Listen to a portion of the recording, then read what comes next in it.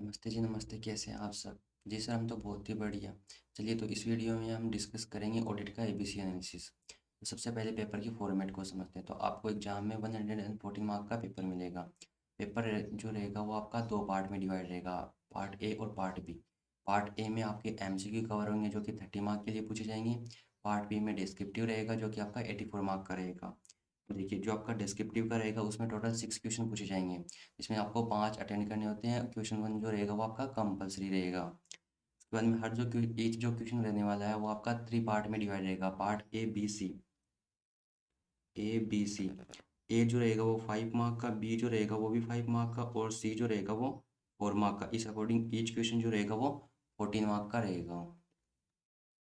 उसके बाद में जो आपका 30 का एमसीक्यू रहेगा उसके लिए इंस्टीट्यूट ने सेपरेट से एमसीक्यू बुकलेट नाम से मॉड्यूल इशू कर रखी है। वहाँ से आपका एमसीक्यू कवर हो जाएगा। उसके बाद में हम चैप्टर वाइज इसको वेटेज वाइज भी डिस्कस करते हैं। तो सबसे पहले ए कैटेगरी डिस्कस करते हैं। तो ए कैटेगरी में सबसे पहले आपका चैप्टर 18 जो है वो प्रोफेशनल इथिक्स। उसके हर अटेम्प्ट में 3 क्वेश्चन पूछे जाते हैं। एक आपका 5 मार्क के लिए रहेगा, दो आपके 4 मार्क के लिए रहेंगे। इस अकॉर्डिंग आपका 13 मार्क कवर करने वाला प्रोफेशनल इथिक्स। 3 क्वेश्चन हर अटेम्प्ट में पूछे जाते हैं। उसके बाद में standards on auditing. Standards on auditing के मिनिमम 3 क्वेश्चन आपको हर अटेम्प्ट में मिलेंगे। कई बार इसमें से 4 क्वेश्चन भी पूछे जाते हैं। मिनिमम 3 मिलेंगे, कई बार 4 भी हो सकते हैं। तो आपका 14 से 18 मार्क यहाँ पे कवर हो जाएगा। उसके बाद में चैप्टर 4 जो है आपका ऑटोमेटेड इन्वायरमेंट। हर अटेम्प्ट में इसका एक क्वेश्चन पूछा जाता है। वो 4 और 5 किसी में भी हो सकता है, लेकिन एक क्वेश्चन हर अटेम्प्ट में पूछा जाता है। उसके बाद में चैप्टर 7 जो है audit committee and corporate governance. उसका भी हर अटेम्प्ट में एक क्वेश्चन पूछा जाता है। उसके बाद में चैप्टर 8 सीएफएस। उसका भी हर अटेम्प्ट में एक क्वेश्चन पूछा जाता है। उसके बाद में चैप्टर 9 बैंक ऑडिट। उसका भी हर अटेम्प्ट में एक क्वेश्चन पूछा जाता है। उसके बाद चैप्टर 12 और टैक्स ऑडिट। उसका भी हर अटेम्प्ट में एक क्वेश्चन पूछा जाता है। इसका तो इसमें मोस्टली जो 3CD होता है वहाँ से क्वेश्चन बनता है।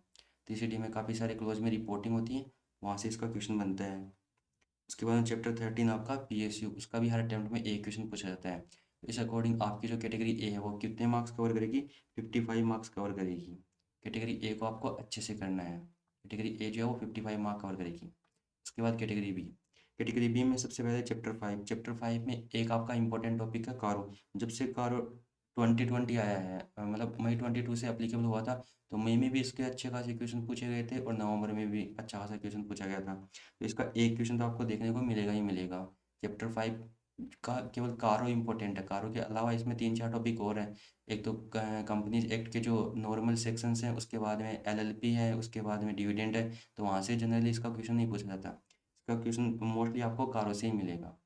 उसके बाद में चैप्टर 17 जो है आपका पी रिव्यू और क्वालिटी रिव्यू। इसमें पी रिव्यू सबसे ज़्यादा इम्पोर्टेंट है। इसका देखिए, एक क्वेश्चन आएगा चैप्टर 17 से, वो पी रिव्यू से भी हो सकता है और क्वालिटी रिव्यू से भी। लेकिन मोस्टली पी रिव्यू से ही आपको वो क्वेश्चन देखने को मिल सकते हैं। उसके बाद में चैप्टर 15 और चैप्टर 16। चैप्टर 15 में भी आपके 3 यूनिट दे रखी हैं, तो तीनों यूनिट में से किसी भी एक यूनिट में से क्वेश्चन पूछा जाएगा, एक ही क्वेश्चन पूछा जाएगा। उसके बाद में चैप्टर 16 में भी आपको 3 यूनिट दे रखी हैं, तो 3 यूनिट में से किसी भी यूनिट से एक क्वेश्चन पूछा जाएगा। तो इस अकॉर्डिंग कैटेगरी ए और बी में आपका जो टोटल रहेगा वो कितना 70 to 75 का वेटेज जो है वो आपका रेडी हो जाएगा कैटेगरी ए और बी को अच्छे से करते ही। उसके बाद में कैटेगरी सी। देखिए, कैटेगरी सी में कौन कौन कवर है? चैप्टर 2 कवर है, चैप्टर 3, चैप्टर 6, 10, 11, 14। इनका कितना वेट है? केवल 5 to 10 मार्क का वेटेज है। तो ये इतने ज़्यादा इंपॉर्टेंट चैप्टर नहीं है। इनके तो आप डायरेक्ट क्वेश्चन बैंक कर लेना तो इतना सफिशियंट होगा। इसमें देखिए, चैप्टर जो 10 है और 11 है, इसका दोनों में से एक क्वेश्चन हर अटेम्प्ट में आएगा।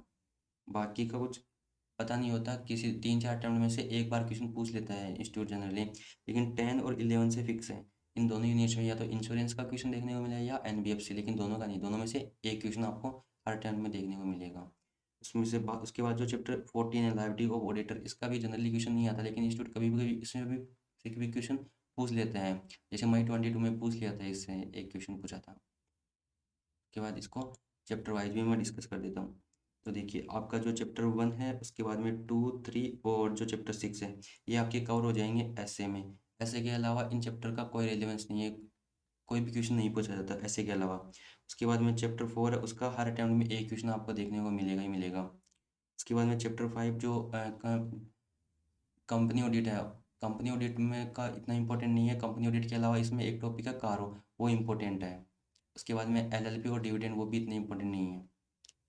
तो चैप्टर 5 में आपका कारो सबसे ज़्यादा इंपॉर्टेंट है, कारो 2020। कारो 2020 इसका अच्छे से करके जाना है। इसका तो एमसीक्यू भी बनता है और इसका डिस्क्रिप्टिव में भी क्वेश्चन मिलेगा। उसके बाद में चैप्टर 7 आपका ऑडिट कमेटी और कॉर्पोरेट गवर्नेंस, इसका हर अटेम्प्ट में एक क्वेश्चन आएगा। उसके बाद में चैप्टर 8 आपका सीएफएस, इससे भी आपको हर अटेम्प्ट में एक क्वेश्चन देखने को मिलेगा। चैप्टर 9 बैंक ऑडिट, उसमें से भी आपको हर अटेम्प्ट में एक क्वेश्चन देखने को मिलेगा। 10 और 11 का एक क्वेश्चन आएगा, दोनों चैप्टर में से किसी में भी से भी क्वेश्चन आ सकता है, लेकिन एक ही क्वेश्चन आएगा 10 और 11 से। उसके बाद में 12 फिजिकल ऑडिट, जो टैक्स ऑडिट है, टैक्स ऑडिट में मोस्टली क्लोज की रिपोर्टिंग आती है। उसके बाद में चैप्टर 13 आपका एक क्वेश्चन देखने को मिलेगा। उसके बाद में 14 का हर अटेम्प्ट में नहीं आता, 2-3 अटेम्प्ट छोड़ के एक क्वेश्चन पूछ लेता है इंस्टीट्यूट। उसके बाद चैप्टर 15 में आपकी 3 यूनिट दे रखी हैं, इंटरनल ऑडिट, मैनेजमेंट ऑडिट और ऑपरेशनल ऑडिट। इन तीनों यूनिट में से आपको एक क्वेश्चन देखने को मिलेगा। उसके बाद चैप्टर 16 में भी 3 यूनिट दे रखी हैं, ड्यू डिलिजेंस, इन्वेस्टिगेशन और फोरेंसिक। इन तीनों में से आपको एक क्वेश्चन देखने को मिलेगा। उसके बाद चैप्टर 17 आपका P review and quality review. तो पी रिव्यू और क्वालिटी रिव्यू में इंस्टीट्यूट क्या करता है, डिस्क्रिप्टिव में अगर पी रिव्यू का क्वेश्चन डाला ना तो एमसीक्यू में क्वालिटी रिव्यू डाल देता है, और अगर क्वालिटी रिव्यू का डिस्क्रिप्टिव में डाला है तो पी रिव्यू में उसका एमसीक्यू डाल देता है। तो दोनों ही जो चैप्टर जो है वो इंपॉर्टेंट है, लेकिन मोस्टली जो डिस्क्रिप्टिव मिलेगा वो कहाँ से मिलेगा, पी रिव्यू से मिलेगा। उसके बाद में पीई प्रोफेशनल एथिक्स, इसके 3 क्वेश्चन देखने को मिलते हैं 5 और 4 के लिए। तो प्रोफेशनल एथिक्स आपका सबसे ज़्यादा इंपॉर्टेंट है।